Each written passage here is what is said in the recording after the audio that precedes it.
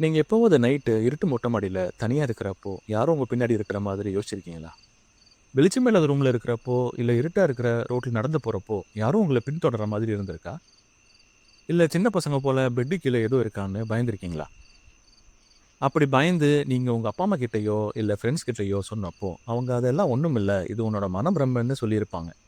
இல்லன்னா உங்கள கிண்டல் பண்ணி சிரிச்சு கூட இருப்பாங்க. அவங்க சொன்னதுல ஒரு உண்மை இருக்கு. அது என்னன்னு இப்ப தெளிவா பார்க்கலாம். இது வெறும் கற்பனையா? இல்ல. இது நம்ம பரிணாம வளர்ச்சியில, அதாவது ஹியூமன் எவல்யூஷன்ல நம்ம மனசுல ரொம்ப டீப்பா பதிஞ்சிருக்கிற ஒரு உள்ளுணர்வு. வாங்க இத அறிவியல் ரீதியா புரிஞ்சுக்கலாம். முதல்ல பரிணாம காரணத்த பார்ப்போம். லட்சக்கணக்கான வருஷங்களுக்கு முன்னர் நம்முடைய முன்னோர்கள் காடுகள்ல வாழ்ந்தாங்க. அதுவும் அவங்க குகைகள்ல வாழ்ந்த ஹோமோ சேப்பியன்ஸ். அப்ப மனிதர்கள் உணவு சங்கிலியில மேலே இல்ல, கீழே தான் இருந்தாங்க. சிங்கம், புலி, ஓநாய் போன்ற வேட்டையாடும் விலங்குகள் இரவில் தான் அதிகமா வேட்டையாடுச்சு.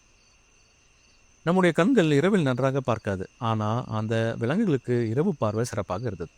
அதனால தான் இரவு வந்த உடனே ஆபத்து அதிகமானது. எப்ப வேணா இருள தாக்குதல் நடக்கலாம், தப்பிக்க முடியாது.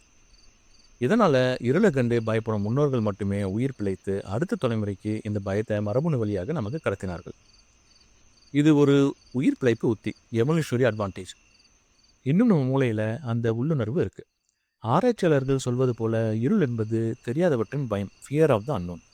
நம்ம பார்க்க முடியாத நம்ம கற்பனை மோசமாக நிரப்புகிறது அதுதான் பேய், திருடன் அல்லது அரக்கன். அடுத்தது உளவியல் காரணத்தை பார்ப்போம்.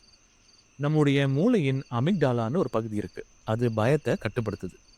இருள் வந்த உடனே பார்வை இழப்பு ஏற்படுது. இது நம்ம முதன்மையான உணர்வு. பார்க்க முடியாத போது சத்தங்கள், நிழல்கள் எல்லாம் ஆபத்தாக தோன்றும். இது ஹைப்பர் விஜிலன்ஸ் எனப்படும் அதீத விழிப்புணர்வு. குழந்தைங்க கிட்ட இது அதிகமாக இருக்கும். ஏன்னா அவங்களோட கற்பனை திறன் ரொம்ப அதிகம். ஆனால் சில பெரியவங்களுக்கும் இது இருக்குது.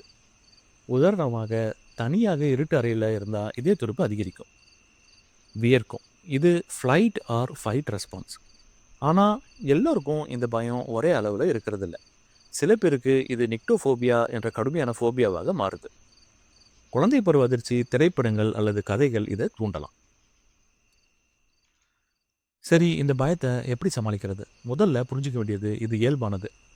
படிப்படியாக நம்ம இருள நேரத்தை செலவிடணும். யோகா, தியானம் உதவும். இருள் ஆபத்து இல்லை என்பதை மூளைக்கு கற்றுக் கொடுக்கணும்.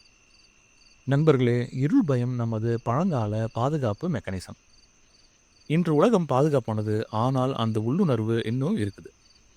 அடுத்த முறை இருள பயந்தா சிரித்துக் கொள்ளுங்கள், நீங்கள் உயிர் பிழைத்தவர்களின் வாரிசு என்று.